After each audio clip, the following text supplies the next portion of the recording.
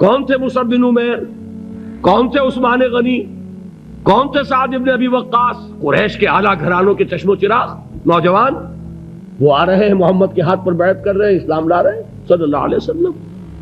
انہوں نے دیکھا یہ ہمارے غلاموں میں بھی یہ آگ پھیل گئی، یہ تو سمجھیے کہ بارود کے اندر آگ لگ رہی ہے۔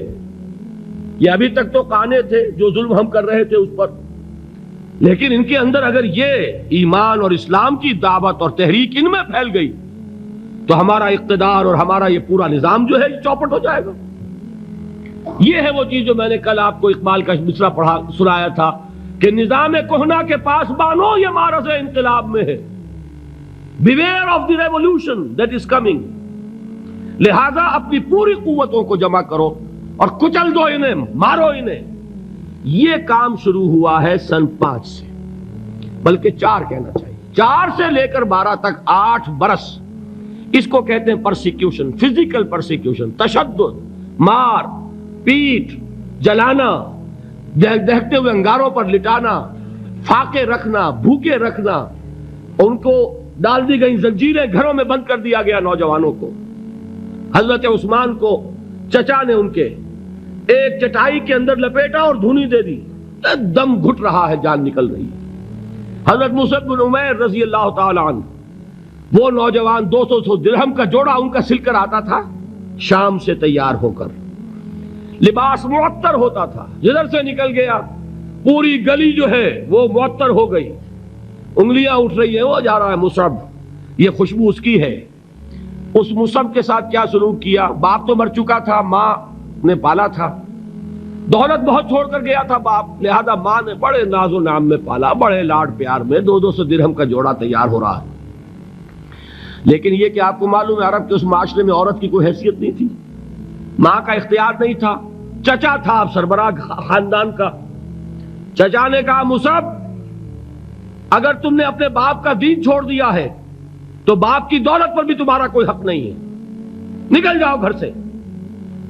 اس نے یہ سوچا تھا کہ مصعب کے ہوش ٹھکانے آ جائیں گے، دن میں تارے نظر آ جائیں گے، ناز و نام میں پلا ہوا گھر سے نکل کے جائے گا کہاں، یہ سارا نشہ جو ہے توحید کا یہ ہرن ہو جائے گا۔ حضرت مصعب کا جواب بالکل برعکس تھا، اچھا ٹھیک ہے چچا جان میں گھر چھوڑتا ہوں۔ وہی بات جو کبھی کہی تھی ابراہیم نے، باپ نے کیا کہا تھا؟ واجرنی ملیہ، جاؤ چلے جاؤ، دفع ہو جاؤ میری نگاہوں سے۔ حضرت ابراہیم نے کیا جواب دیا تھا؟ سلام علیک ساستغفر لک ربی انہ کان بی حفیہ۔ اچھا ابا جان آپ کا حکم یہی ہے تو میں چلتا ہوں، آپ پر سلامتی ہو، میرا رب مجھ پر بڑا مہربان ہے، میں اس سے آپ کے لیے استغفار کروں گا۔ چل دی، یہی جو ہے حضرت ابراہیمی کی نسل ہے نا قریش۔ آج ابراہیم کے ایک بیٹے کے ساتھ وہی معاملہ ہو رہا ہے مصعب کے ساتھ، اور مصعب چلنے کے لیے تیار ہو گئے۔ چچا نے سوچا میں سمجھتا تھا کہ ہوش ٹھکانے آ جائیں گے، یہ تو تیار ہو گیا نکلنے کے لیے، غصے میں آ کے اگلی بات کہی، یہ کپڑے جو پہنے ہوئے تم نے یہ بھی اسی مشرک باپ کی کمائی کے ہیں، اتارو ان کو۔ وہی کپڑے اتارے، مادر زاد برہنہ گھر سے نکالے گئے، ماں کے پاس پہنچے، ماں نے آنکھوں پر ہاتھ رکھے، مصعب کیا ہوا؟ کہ ماں سے کہتے ہیں کہ ماں میں موحد ہو گیا ہوں، اور وہاں سے گئے پھر حضور کی خدمت میں، کپڑے کہیں سے مانگے ہوں گے۔ یہ مصعب ہیں 200 درہم کا جوڑا پہننے والے، جب حضور پر مدینے کے 12 افراد ایمان لائے تھے، بیعت عقبہ اولیٰ ہوئی، انہوں نے کہا کہ حضور ہمیں کوئی شخص اپنا ایسا شاگرد دیجئے جو ہمیں قرآن پڑھا سکے۔ حضور نے حکم دیا مصعب جاؤ، اب مدینے جاؤ، یثرب جاؤ، یثرب والوں کو قرآن پڑھاؤ، انہیں تبلیغ کرو۔ مصعب گئے ہیں وہاں، 1 سال کی کمائی 75 افراد لا کر حضور کے جھولی میں اگلے سال ڈال دیے کہ حضور یہ میری 1 سال کی کمائی ہے۔ 72 مرد 3 عورتیں، انہوں نے وہ بیعت کی تھی، بیعت عقبہ ثانیہ، جس کے الفاظ کل میں نے آپ کو سنائے تھے، بایعنا رسول اللہ صلی اللہ علیہ وسلم علی السمع والطاعت فی العسر والیسر والمنشط والمکرہ وعلی اثرۃ علینا وعلی لا ننازع الامر اہلہ وعلی ان نقول بالحق اینما کنا لا نخاف فی اللہ لومۃ لائم۔ یہ 72 مرد تھے مدینے کے جنہوں نے یہ بیعت کی، پھر انہوں نے ریکویسٹ کی کہ حضور اب آپ ہمارے ہاں تشریف لائیے، ہم اگر یہ مکے والے وہاں حملہ کریں گے تو ہم آپ کی حفاظت کریں گے جیسے کہ اپنے اہل و عیال کی کرتے ہیں۔ بہرحال وہ مصعب بن عمیر ہیں جو غزوہ احد میں شہید ہوئے، اور جب شہید ہوئے تو ان کے جسم پر صرف ایک چادر تھی۔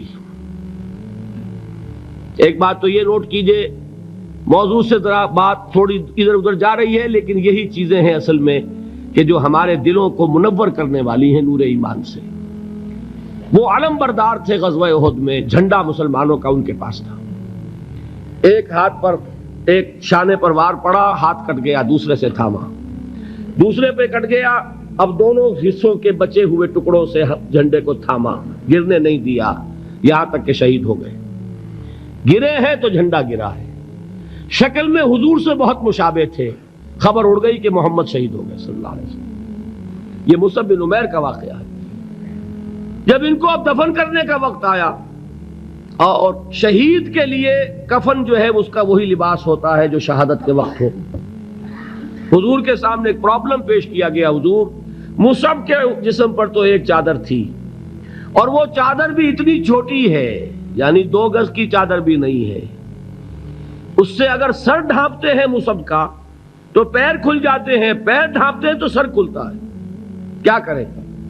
حضور نے فرمایا سر ڈھانپ دو چادر سے اور پیروں پر گھاس ڈال دو۔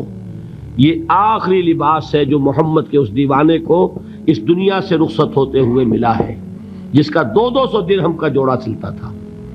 یہ ہے صبر۔ برداشت کیا کہ نہیں کیا؟